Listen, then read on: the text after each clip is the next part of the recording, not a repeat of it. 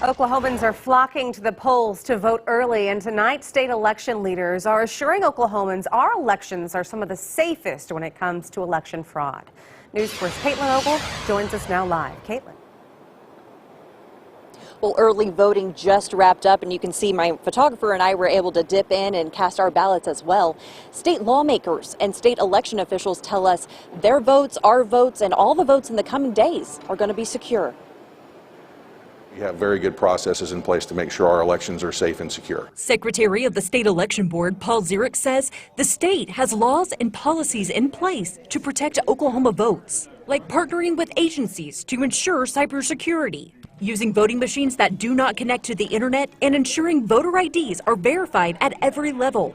And Zirich says there are enough volunteers to work the elections, and by law, there must be a bipartisanship. At least one of those individuals is a member of the Republican Party, at least one is a member of the Democratic Party. In Oklahoma, we have very, very little actual voter fraud. Republican Representative from Roland, Jim Olson, authored voter fraud legislation that's now in effect, and he has confidence in our election system. We feel like we're one of the best states in the country for election integrity. Some of our cases are people that are not trying to do something wrong. Some of it is just honest confusion. The actual cases of deliberate voter fraud are not very common in Oklahoma. But if there is any evidence of voter law violations, the election board is required to hand the evidence over to the district attorney to investigate.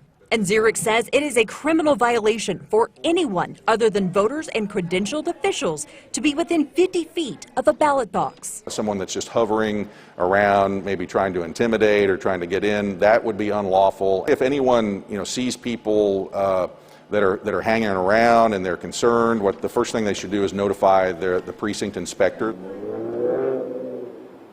And on the State Election Board's website, they break down the topics like voting, voting devices, and security, and even post-election audits. We'll have a link to that on KFOR.com.